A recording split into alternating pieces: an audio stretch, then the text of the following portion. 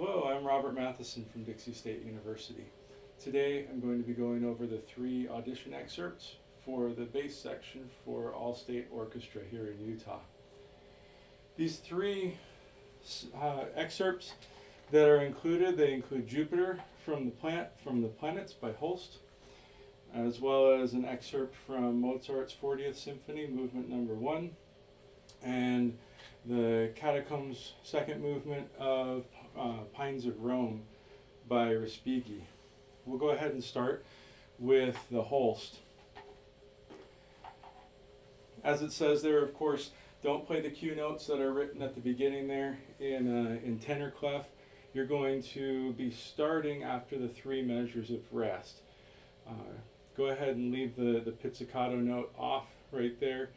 The committee likely doesn't need to hear that first note.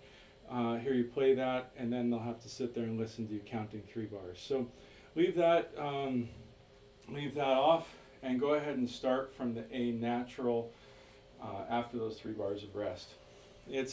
Notice some things about this. The key signature, we're in A minor, so no accidentals in it. We're going to start fortissimo, and then that G sharp in the middle of the second system is going to be fortissimo. So we want to leave a little bit of space for that, for a jump up in dynamic level, or at least a rise in it by the time we get to that G sharp. I'm not a one fingering fits all kind of person, so I'm going to give you some of my recommendations for fingerings, but that doesn't mean that these are hard and fast rules. I'll also go over some bowings, and I'll put the image of my music in there so that in the videos that you'll be able to see some of the fingerings that I go over in here, and you can pause it on that if you want to take a look at it.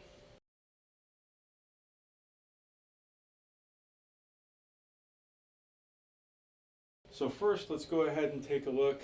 Starting on that, I recommend starting this excerpt on the open A string. Remember fortissimo. So I also recommend starting this with an up bow rather than a down, because we have a tenuto marking on the B. So make sure you start up on that A, like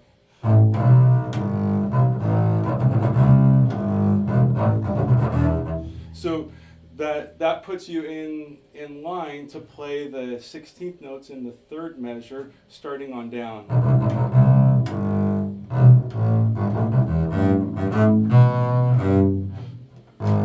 Right? Notice I'm playing open A at first there, but then when you get to that A in measure 19, the second system, first measure of it, I recommend playing that 1-4 right there, and then that puts you in position to play 1-4-1-4-1. Now you're ready to play that whole run easily up to the B, because you can play 1-4-1-4-1, playing that minor arpeggio from A, C, E, and then G right there, and then the B is right there. All you got to do is pivot back to it from the G. Now you're ready to play the G sharp. Right? That G sharp right there, if you'll likely need to do at least 2 bows in that because it's long, it's triple forte. By the end of it, though, you do want to be in position to play the D with an up bow again, just like you did at the beginning of the excerpt. That way you've got this 2, 1.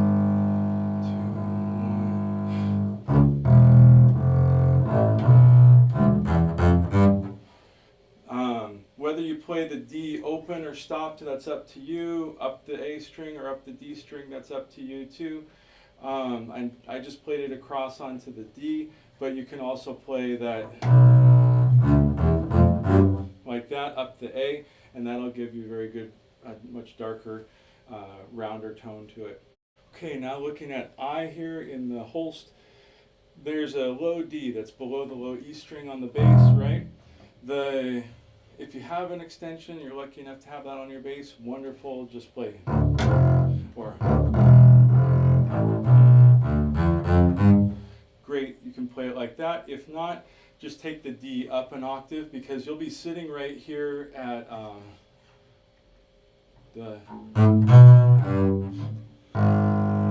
so from there, you've got second finger on the D, and then you can just carry that up to the G. So those are some of the options for the Jupiter excerpt right there.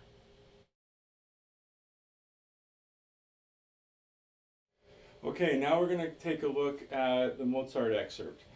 One thing about this to take a look at before we get started is this phrase starts actually a beat before what's written here. So I would start with the C and B eighth notes that are in the part that are not actually on the excerpt list here.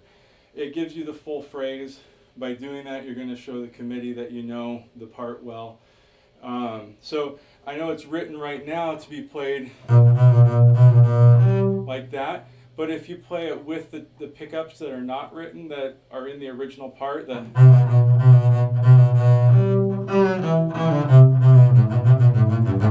so put those, and I've got them written in on the music. I'll put that in there for you to take a look at.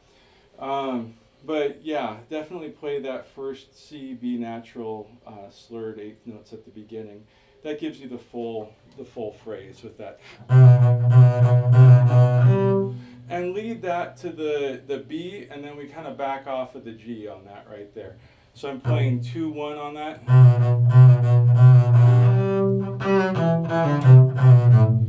Down the D string, not down the G string like this. What that does is it puts you in position after doing that. Then you can do, or like that. I've got 1-2 written in. That makes more sense, because then you're ready for the F right here on the A. And then 4, like that. So, and then from that position, since you're playing across, and now you're in, I'm using Rabat position systems, so when I say third or second position, that's the position that I'm referring to. You might know this as fourth position if you've done some Samandal work before. But so back here, second, thumb behind the C on the G string. Then you can pivot up for that F, and then the E, 4, 1, 2, 4. Now you're ready for 1.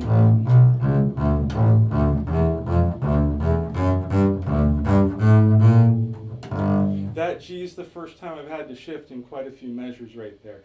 So if you play that all in second position right there, thumb behind the C on the G string right there, then you can play all that without shifting, just with pivots. If you aren't comfortable or don't know about the pivoting yet, that would just be a half step shift for you. So yeah, that after you do that,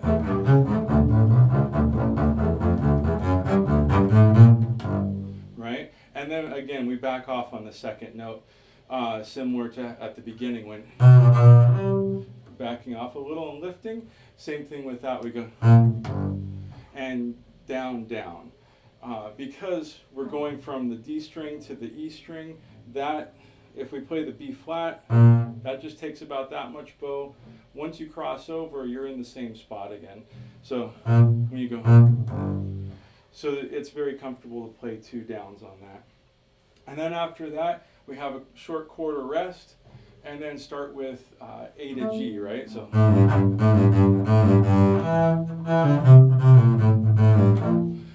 actually I pivoted, that's not the fingering I would recommend.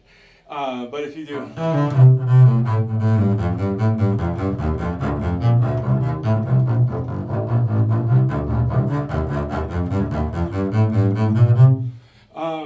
sorry, that should have been a B flat. But going through that, you have that, and then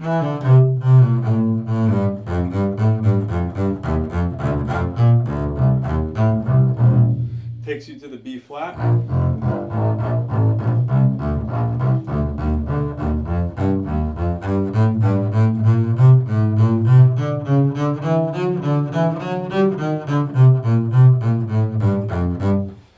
That one,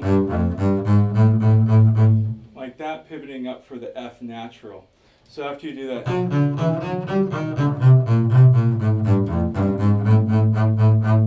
that, of course I'm playing this a little bit under tempo at this point. So it'd be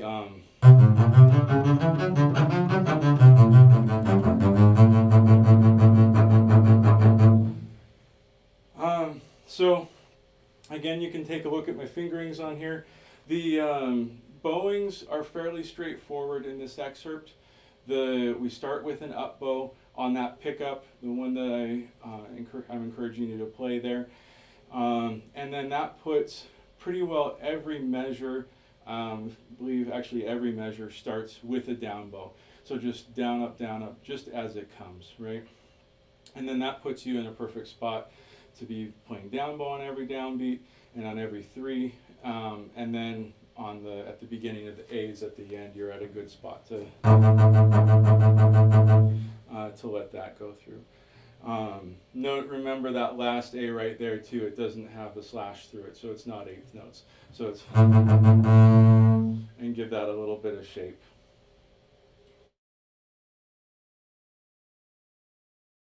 Okay, now looking at the Respighi, Pines of Rome. This is second movement. This is right at the beginning of the second movement. So if you find a recording of this to listen to or possibly practice along with, it's right there at the beginning of the track. So it's easy enough to get a hold of.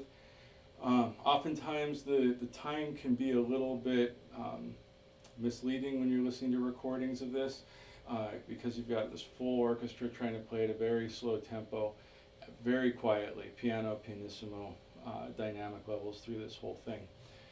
But it's quarter note equals 50 is what's listed on the page, and that's what most orchestras do take this at.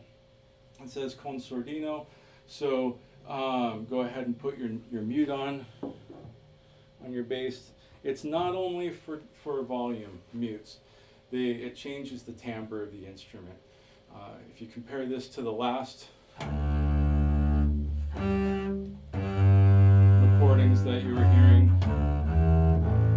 it doesn't just make it quieter, it does change the sound of the instrument.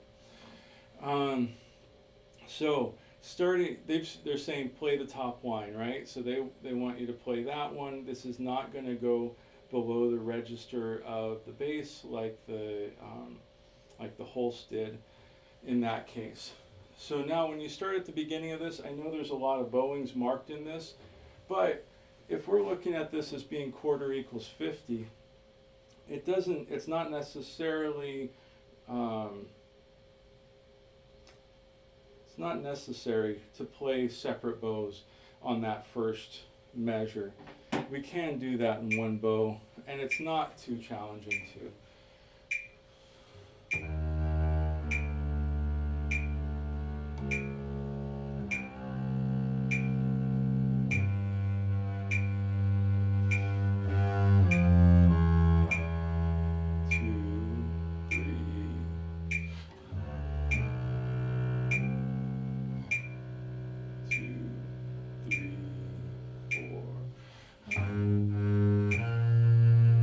So go ahead and do that first measure all one down bow if you can. Light bow, not a lot of weight into it, fairly slow bow speed, a little bit closer up over the fingerboard than what we've been doing in the other excerpts, because this is a muted passage as well. So coming more sul tasto helps to emphasize that muted characteristic. The down up on the last bar right there with the C flat, that's not really necessary either. You can just do that all in one bow, and that will work just fine. It's a fermata, so we'll hold that a little longer than the full 4 beats.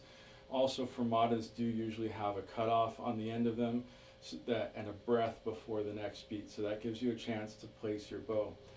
But if you noticed right there, you don't necessarily have to place it, because you want the next measure on those 2 A flats to be relatively close to the tip. Not all the way out here like this, but if you're right here, now you're ready to play 2, 3, 4.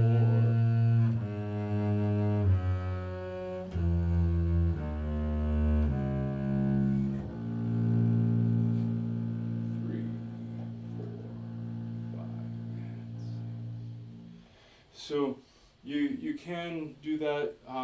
That one right there. Notice that was I did break up the bowing as written in this part, because that puts you with a down bow on that last B flat right there. Another option, which is very possible too, is to, if you do an up bow on it, so like 2, 3, 4, then you can do that all in one bow. If you do the B flat all the way through a bow,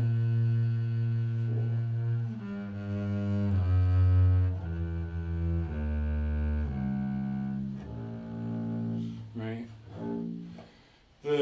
The challenge with that is that we do have this decrescendo, so I do like separating the bows as written in there. So now on to the next one. I wouldn't put an up bow on that B flat either at the end of it under the fermata. I know that's marked in there, but we've started at pianissimo. We've played through a decrescendo, so we're even quieter than that. By the end of that B flat, it's going to be right, barely any sound, barely any bow motion. You don't need to change the bow direction at that point. That reminds me too, back up to the first system right there. It ends on a C flat, right? That C flat is equivalent to the B natural. So I know I played it, but just as a reminder, when you play that from that D,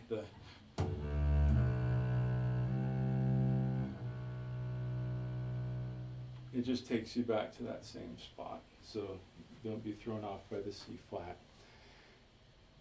Rehearsal 10, again, just play this in one bow. Start it with an up bow, not down, starting on that D flat to C flat. It's pianissimo again. So we're out here at the tip because we're playing up bow first. So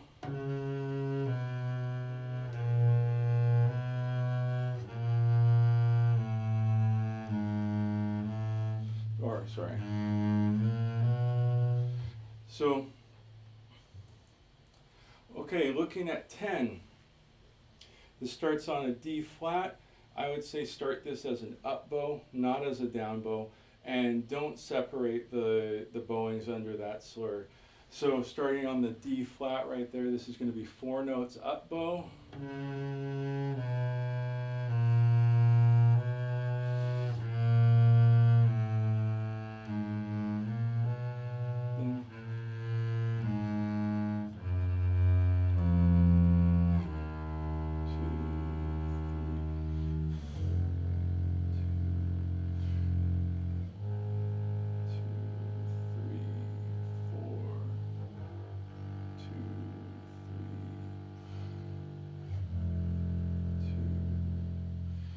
Now, that F at the end right there, that's not the end of the phrase. So I've written in a little bit in the excerpt that you'll see when I put it on the screen, because the phrase continues on for another almost 2 measures afterwards.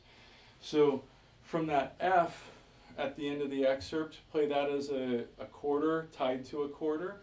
So that's 1, 2, and then it goes to an E flat below it. So I know I said it doesn't go below, but that was in the written music on this page. But in the original part, it continues on and goes to a D flat. So I would play that F down here, 2, and then 2, 3, 2, 3, 4, off. So that gives you the complete line. If the committee wants to cut you off before you get to that, great, that's fine. But let that, again, show that you know the whole phrase, and that goes there. If you want to look up the full part, of course, for any of these, you can look on imslp.org, the International Music Score Library project, and you can find all 3 of these scores and parts on their library. That's a good place if you want to look at this music in context, and I do highly encourage you go and you look at the original scores while listening to the recordings. So again, when that finishes up on that, and I wrote it on the bottom line, but the two parts actually converge on the original part right there. So you'll be up here at this E flat. This is at the 5/4 bar, and then 1, 2, 3, 4, 5, 1, 2, 4, 5, 1, 2, 3, 4, 5, and 1, 2, 3, 4. Good luck with your video auditions. When you set up your camera, do make sure that you include everything from the bridge to the nut in the camera frame so that the audition committee can see everything that you're playing with both your right hand and your left while you're playing these excerpts in your scales. If you have any questions about the excerpts or about anything that I covered in here or anything bass related, feel free to send me an email. My email address is matheson@dixie.edu, and I will put that in the description of the video down below. And good luck everyone with your All-State auditions.